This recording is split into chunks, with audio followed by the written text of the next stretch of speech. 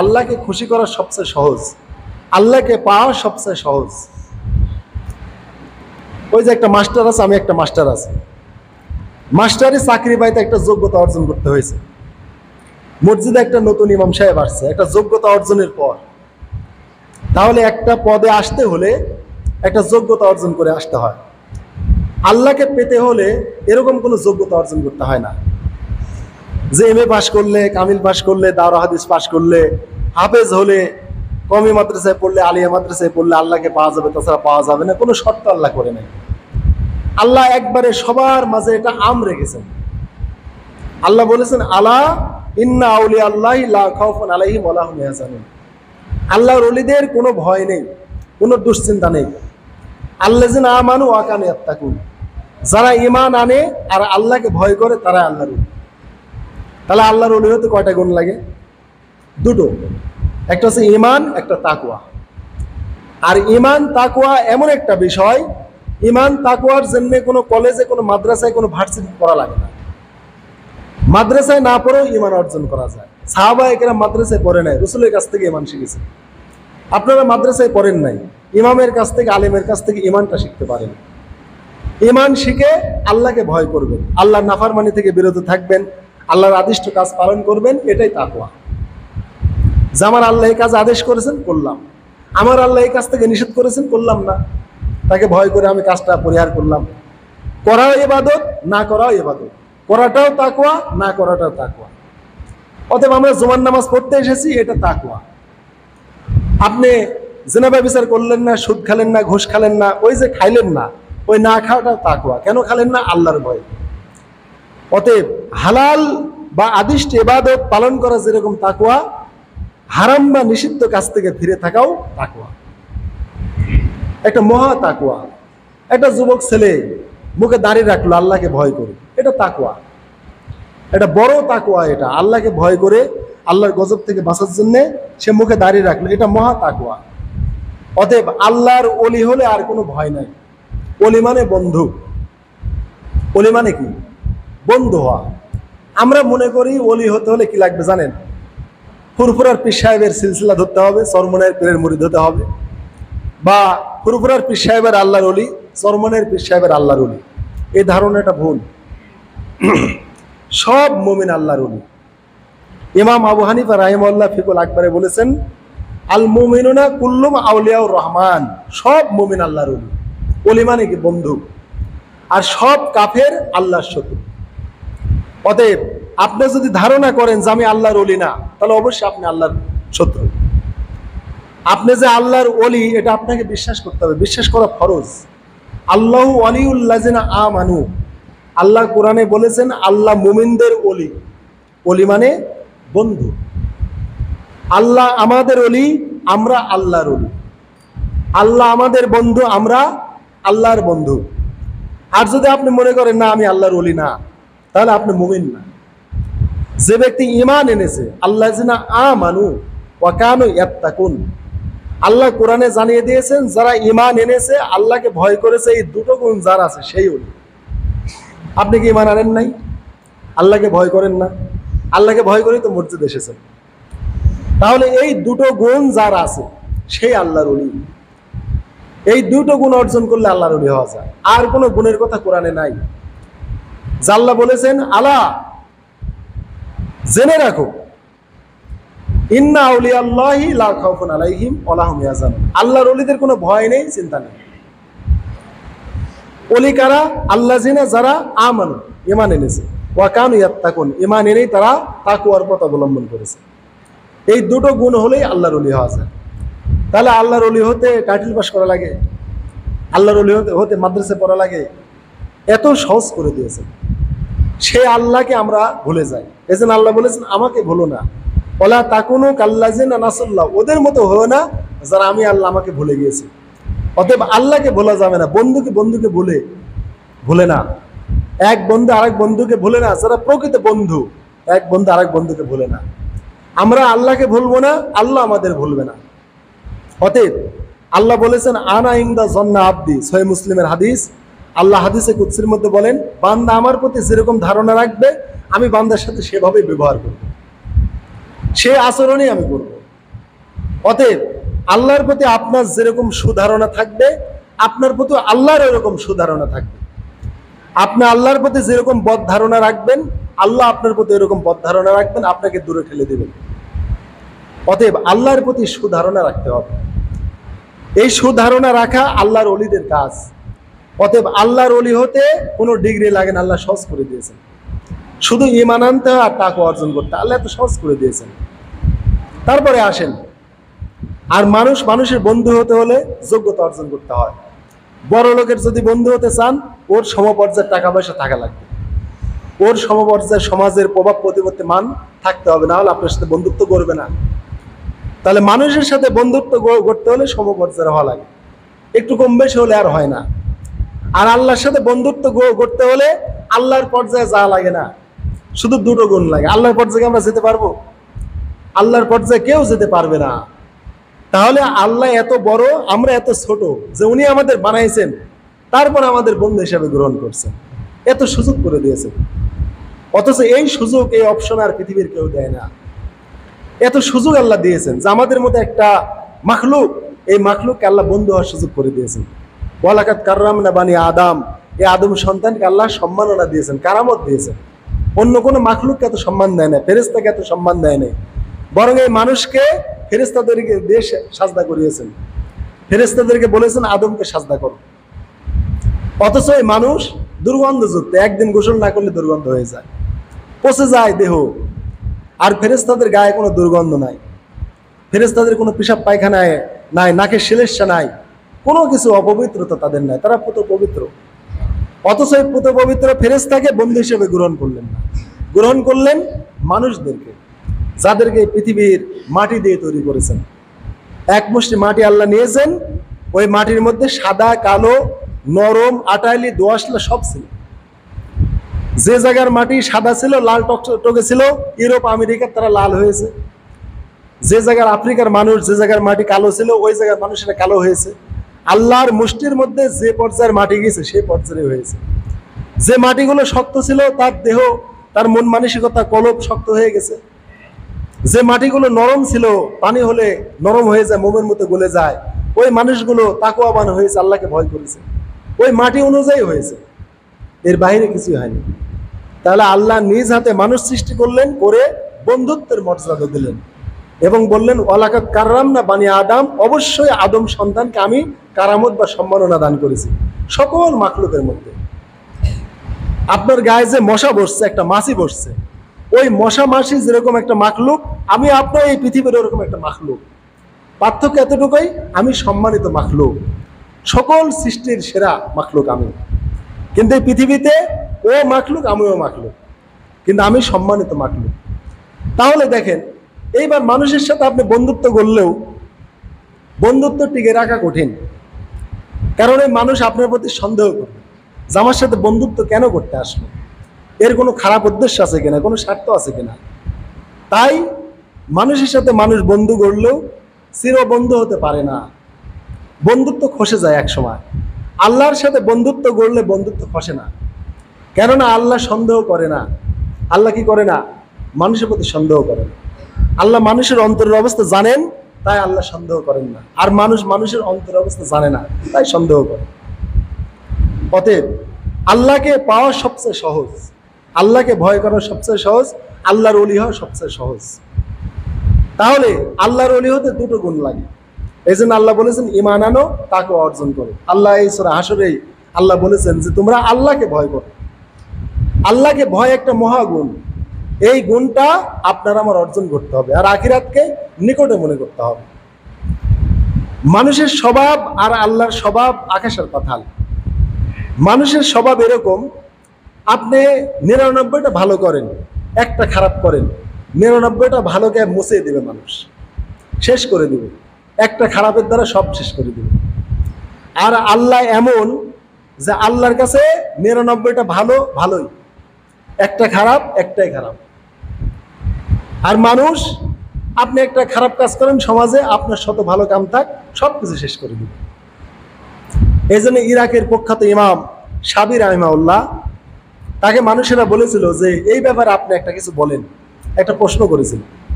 তো উনি বলেছিলেন লা আলাম, আমি জানি না। তখন মানুষেরা বলল যে আলা তাস্তাহি আং তাকুল আলা আলামু, আরে আপনার লজ্জা করলো না যে আমি জানি না এই কথা বলতে? অথচ আপনি ইরাকের সবচেয়ে বড় আলেম, এই ইরাক ভূখণ্ডের আপনি সবচেয়ে বড় ফকিহ, সবচাইতে বড় মুফতি, সবচেয়ে বড় বিজ্ঞ আলেম, এত বড় আলেম, আপনার লজ্জা করলো না যে আমি জানি না? এখন আপনারা একটা আমাকে মাসলা জিজ্ঞেস করলেন, আমি বললাম ভাই আমার মাসলা জানা নাই। তখন আপনারা বললেন হুজুর আপনি কি শিখেছেন? আপনি একটা মাদ্রাসার প্রভাষক, আপনি আরবি পড়ান, আপনি এত বড় একটা আলেম, টাইটেল পাস করেছেন, আপনি কি জানেন?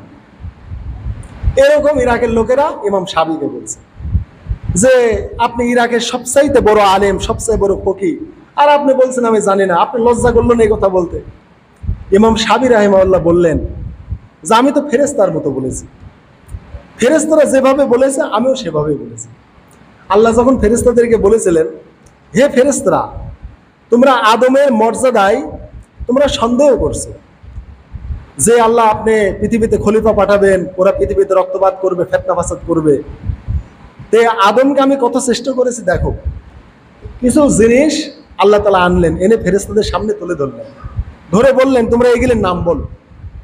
ফেরেশতাদের বললেন এইগুলোর নাম তোমরা বলো। তারা বলল সুবহানাকা লা ইলমা লানা ইল্লা মা আল্লামতানা, হায় আল্লাহ আপনি মহাপবিত্র, আপনি আমাদের যে জ্ঞানটা দিয়েছেন এর বাইরে আমাদের আর কিছু জ্ঞান নাই, আমরা জানি না। অতএব আল্লাহ তাআলা কিছু জিনিস ফেরেশতাদের সামনে রাখলেন, রেখে বললেন যে তোমরা এগুলোর নাম বলো তো। ফেরেশতারা বলল আমরা জানি না। তো ইমাম শাফি বললেন ফেরেশতারা বলেছিল আমরা জানি না, লা ইলমা লানা ইল্লা মা আল্লামতানা, আল্লাহ আপনি আমাদের যা শেখাইছেন তার বাইরে আমাদের কিছু জানা নাই। অতএব ফেরেশতারা যে জবাব দিয়েছে আমিও তো তাই দিয়েছি। আর তোমরা আমাকে বলছো আপনি লজ্জা করলো না, আপনি এত বড় আলেম আর বললেন আমি জানি না। আরে ফেরেশতারাও তো এই কথাই বলেছিল, আমি তো ফেরেশতার মতো বলেছি। অথচ ফেরেশতারা যখন বলেছিল যে আল্লাহ আমরা তো কিছু জানি না, আল্লাহ ফেরেশতাদের অপমান করে নাই, আর তোমরা আমাকে অপমান করতেছো। এবার আল্লাহ তাআলা ফেরেশতারা অপারগ হয়ে গেল, আদমকে বললেন আদম এগুলোর নাম বলো তো। আদম সব কিছু বলে দিল। তখন আল্লাহ তাআলা বললেন দেখো আমি তোমাদের বলেছিলাম কেন আমি মানুষ সৃষ্টি করলাম, দেখো এই জন্য আমি মানুষ সৃষ্টি করেছি, তোমাদের চেয়ে কত উত্তম, জ্ঞানে গুণে সব চাইতে আমি উত্তম করে এদেরকে আমি সৃষ্টি করেছি। এই জ্ঞান দ্বারাই তারা আমাকে চিনবে, সেই জ্ঞান দ্বারা তো আমরা আজকে আল্লাহকে চিনছি না। তাহলে ইমাম শাফি বললেন ফেরেশতারা যা বলেছে আমি তো তাই বললাম, আর তোমরা আমাকে ধিক্কার জানাচ্ছ। শোনো, মানুষের স্বভাব এরকম, তুমি 99টা তোমার ভালো গুণ আছে, ভালো করেছো, একটা তুমি খারাপ করেছো বা একটা খারাপ গুণ তোমার ভিতরে আছে। ওই একটা খারাপ করার কারণে, একটা খারাপ গুণের কারণে তোমার 99টা ভালো গুণ, ভালো কাজ মিশিয়ে দিবে, আর ওই একটা খারাপকে হাইলাইট করবে। এটাই মানুষের স্বভাব। তা আমি ইরাকের সবচেয়ে বড় আলেম, আমার 99টা ভালো গুণ আছে, আমি 99টা মাসালায় আমি সঠিক উত্তর দিতে পারি, একটাই পারি না, আরে একটার কারণে আমাকে অপমান করছে। মানুষের স্বভাব এটাই যে একটা মানুষ 99টা ঠিক করে, একটা বেঠিক করলে একটার জন্য তাকে অপমান করে, এটাই মানুষের স্বভাব। এজন্য হাজিরিন, আল্লাহর স্বভাব এরকম না। আল্লাহর কাছে যা তাই, যেটা ভালো করবেন ভালো, মন্দ করলে মন্দ। অতএব আল্লাহকে পাওয়া এত সহজ, আল্লাহ এত সুধারণা মানুষের প্রতি রাখেন, কোনো সন্দেহ করেন না। আর আল্লাহ রশি যারা ধরেছে, আল্লাহ জানিয়ে দিয়েছেন এই রশি কখনো ছিঁড়বে না, এই বন্ধন কখনো, এই বন্ধুত্বের বন্ধন রশি কখনো ছিঁড়ে যাবে না, আর মানুষের বন্ধন ছিঁড়ে যায়। অতএব হাজিরিন, আল্লাহর সন্তুষ্টির জন্য কাজ করেন। আপনারা বিগত দিনে সরকারের থেকে শিক্ষা নেন, তার ভালো মন্দ সবই ছিল। আজকে বঙ্গবন্ধুর 15ই আগস্ট, তাই না? বঙ্গবন্ধুর ভালো মন্দ দুটোই ছিল, কিন্তু ভালোটা কি আর আছে? মাথায় পিসাব পায়খানা ফিরে সব শেষ করে দিয়েছে, যাই ভালো গুণটুন ছিল সব শেষ। মানুষের স্বভাব এটা ভাইরা, উদাহরণটা এই জন্যই টানলাম। বঙ্গবন্ধুর কিছু ভালো গুণ ছিল, একবারে খারাপ ছিল তা না, কিছু ভালো গুণ তো ছিল, অবশ্যই ভালো গুণ ছিল, বিশ্বাস করতে হবে, ভালো মন্দ মিলেই মানুষ। কিন্তু মানুষেরা কি তার ভালো গুণটা রেখেছে? বঙ্গবন্ধুর ভালো মন্দ সব কিছু একবারে পায়খানায় ফেলে দিয়েছে, মাথায় পিসাব ফিরে একবারে পিসাব দিয়ে ধুয়ে দিয়েছে, নাউজুবিল্লাহ, অপবিত্র দিয়ে ধুয়ে দিয়েছে, পবিত্র দিয়ে না। তার মানে মানুষের স্বভাবই যেরকম, 99টা ভালো করুক, একটা খারাপ করুক, একটার জন্য ওর মাথায় পায়খানায় ফিরবে, ওর মাথায় পিসাব ফিরবে। এই জন্য বঙ্গবন্ধুর মাথায় পেশাব ফেলেছে। ওর যত ভালো গুণ কেন না থাকুক, সব শেষ। যতটুক ভালো ছিল পেশাব দিয়ে ওটা আরো বেশি নোংরা করে ফেলেছে। এটা মানুষের স্বভাব। ওতে মানুষের কাছে প্রিয় হওয়া যায় না। কার কাছে প্রিয় হতে হবে? আল্লাহর কাছে প্রিয় হতে হবে। মানুষের কোনোদিন মন জোগাতে পারবেন না। শেখ হাসিনা মানুষের মন জোগানোর জন্য কম চেষ্টা করে নাই, বহুত চেষ্টা করেছে। মানুষের মন জোগানোর জন্য, ক্ষমতায় থাকার জন্য, মসজিদ মাদ্রাসার উন্নয়ন, দেশের উন্নয়ন, বহুত কিছু পেরেছে। কিন্তু আল্লাহর যদি সন্তুষ্টির জন্য করতেন, আল্লাহ তাকে উপরে রাখতেন। এই জন্য বান্দার বা মানুষের মন আর জোগাবেন না। বান্দার মন জোগানোর জন্য চেষ্টা করলে এটা স্থায়ী হয় না, যেমন বিগত দিনের স্থায়ী হয় নাই। ভালো করেছে, অস্বীকার করা যাবে না। হাসিনার কিছু ভালো গুণ আছে, বঙ্গবন্ধুর ভালো গুণ আছে, ভালো গুণ ছিল। কিন্তু মানুষের স্বভাব যেরকম, ৯৯টা ভালো করবেন, একটা খারাপ করবেন, একটার জন্য সব শেষ, সব বিলেন। এই জন্য মানুষের মন না জোগায় আল্লাহর সন্তুষ্টির জন্য কাজ করতে হবে। এই জন্য ভবিষ্যৎ প্রজন্ম যারা বাংলাদেশে ক্ষমতায় আসবেন, আল্লাহর সন্তুষ্টির জন্য কাজ করার চেষ্টা করবেন। আর যদি শুধু মানুষের ভালো, মানুষের কল্যাণ মন জোগানোর চেষ্টা করেন, পারবেন না। মানুষের মন কোনোদিন জোগাতে পারে না। যদি জোগাতে পারতো, হাসিনা পারত, বঙ্গবন্ধু পারত। বঙ্গবন্ধু চাইতে প্রতাপশালী শাসক বাংলার জমিনে ছিল না। হাসিনার চাইতে প্রতাপশালী শাসক বিগত দিনে কেউ ছিল না। অতএব মানুষের মন জোগায় যদি ক্ষমতায় থাকা যেত, বঙ্গবন্ধু থাকতে পারতো, হাসিনা পারত। তারা যেহেতু পারে নাই, অতএব আপনারা বিশ্বাস করেন আর না করেন, আমি করি যে আল্লাহর কোরআন সাক্ষ্য দেয় যে আল্লাহ ছাড়া কাউকে ওলি বানানো যাবে না, আল্লাহ ছাড়া কাউকে বন্ধু বানানো যাবে না, আল্লাহ ছাড়া কারো মন জোগানো সম্ভব না। পারবেন না, কোনোদিন পারবেন না, 100% পারবেন না। অতএব দুনিয়াতে যা করবেন আল্লাহর সন্তুষ্টির জন্য করবেন, বান্দার সন্তুষ্টির জন্য, মানুষের সন্তুষ্টির জন্য করবেন। ওই লোকগুলো অসন্তুষ্ট হয়ে যাবে একটা কথায় সব শেষ হয়ে যাবে। খালি শেখ হাসিনা বলেছিল মুক্তিযোদ্ধার সন্তানেরা মেধাবী হয় না, রাজাকারের সন্তানেরা হয়। এই তো শুরু হয়ে গেল। একটা কথা খালি মুখ দিয়ে বাড়ানির সাথে সাথে গোটা দেশ আলোড়ন। তুমি কে, আমি কে, রাজাকার। কে বলেছে স্বৈরাচার। এমন আন্দোলন, আর পিছপা হওয়ার সুযোগ নেই। বুকের তাজা রক্ত জমিনে দিয়ে দিচ্ছে, পিছপা হচ্ছে না। তার মানে কি? ব্যালেন্স করে চলতে হবে ভাই। এমন এই দুনিয়া, এত নিকৃষ্ট এই দুনিয়ায় চলা খুব কঠিন। এই মুখ কন্ট্রোল করতে হয়, চরিত্র কন্ট্রোল করতে হয়, সব কন্ট্রোল করতে হয়। একটু পিছলে গেলে শেষ। ওই যে ইমাম সাবি, এত বড় ইমাম, একটা মাসালা দিতে পারে নাই, বলছে আপনি লজ্জাই করলেন, এত বড় আলেম আর কোন আমি পারিনি। অত ইমাম সাবি বললেন আমি তো ফেরেশতার মতো জবাব দিয়েছি। তো ভাই, মানুষের স্বভাব এরকম। অতএব কোরআন থেকে, বিগত দিন থেকে শিক্ষা নেন যে আল্লাহর সন্তুষ্টির জন্য আমাদের কাজ করতে হবে। তো যাই হোক হাজিরিন, বিগত দিনে যা হয়েছে, শেখ হাসিনা, বঙ্গবন্ধু যদি কোনো কল্যাণকর কাজ করে থাকে, তারা আল্লাহর কাছে প্রতিদান পাবেন, যতই আপনি তাদের মাথায় পিশাব ফেরেন। আর যদি তারা মন্দ করে, তাদের গলায় আপনি ফুলের মালা দেন আর সুনো পাউডার লাগা দেন, আল্লাহ তাদের জাহান্নামের আগুনে পোড়াবেন। অতএব পরিণাম আল্লাহর হাতে ছেড়ে দেন। দুনিয়ায় পরিণাম আপনারা দেওয়ার চেষ্টা করবেন না, আল্লাহর হাতে ছেড়ে দেবেন। দুনিয়ায় ইজ্জত বেইজ্জতের মালিক আল্লাহ। একটা মানুষকে এত বেইজ্জতি করা ঠিক না। হাদিস আছে, রাসূল সাল্লাল্লাহু আলাইহি ওয়াসাল্লাম বলেছেন, কেউ যদি তোমাদের কোনো কল্যাণকর কাজ করে দেয়, তাদের জন্য দোয়া করবে এবং তাদের প্রতিদান দিবে। এখন এখানে বলেন নাই যে কি কল্যাণকর কাজ, যে কোনো কল্যাণকর কাজ হতে পারে। বিগত দিনে যারাই কোনো কল্যাণকর কাজ করেছে আমাদের দেশের জন্য, আমাদের সমাজের জন্য, রাষ্ট্রের জন্য, ওদের প্রতিদান দিতে হবে। আর না দিতে পারলে রাসূল বলেছেন দোয়া করতে হবে। কিন্তু এমন এক পরিস্থিতি যে আজকে বঙ্গবন্ধুর মৃত্যুদিন, আপনি তার জন্য দোয়া করতে পারবেন। যে হুজুর এখন বর্তমানে বঙ্গবন্ধুর দোয়া করবে, সেই হুজুরও শিকার হয়ে যাবে। মানুষের স্বভাব এরকম ভাইরা। কি দুনিয়া, আজব দুনিয়া। কি দুনিয়া! এমন এক দুনিয়া ছিল গত বছর সাইদি সাহেবের নামে দোয়া করলে সে হুজুর অ্যারেস্ট। আর এখন এমন এক দুনিয়া যে আজকে বঙ্গবন্ধুর মৃত্যু দিবস, শোক দিবস, বঙ্গবন্ধুর জন্য মুসলমান হিসেবে একটু দোয়া করলে আমি অ্যারেস্ট। কি দুনিয়া! দুনিয়ায় চলা এত কঠিন, মানুষের মন জোগায় চলতে পারবেন না।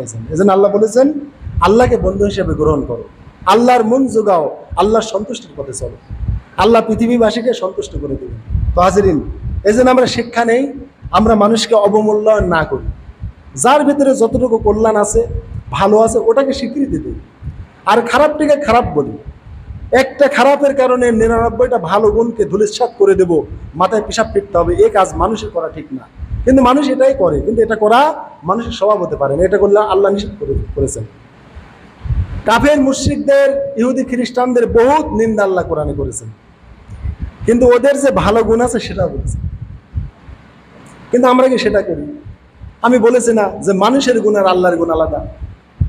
আহলে কিতাব ইহুদি খ্রিস্টানদের অনেক খারাপ কথা আল্লাহ কোরআনে বলেছেন। ওরা 3 আল্লাহ বিশ্বাসী, তৃতীয়বাদে বিশ্বাসী, ওরা ঈসাকে আল্লাহর বেটা বানাইছে, অনেক কথা আল্লাহ বলেছেন। বলে আবার বলেছেন কি, আহলে কিতাবদের সবাই খারাপ না, ওদের মধ্যে উম্মাতুন কায়মাতুন, একটা প্রতিষ্ঠিত দল আছে। ইয়াতলুনা আয়াতিল্লাহ আনাল লাইলি, ওরা রাত্রিভর আল্লাহ তিলাওয়াত, আয়াতগুলো তিলাওয়াত করে, সৎ কাজে আদেশ দেয়, অসৎ কাজে নিষেধ করে, আর নেক কামে অগ্রসর হয়। অতএব আহলে কিতাবদের এত নিন্দা আল্লাহ করেছেন, কিন্তু ভালো কথাটা আল্লাহ কোরআনে স্বীকার করে দিয়েছেন।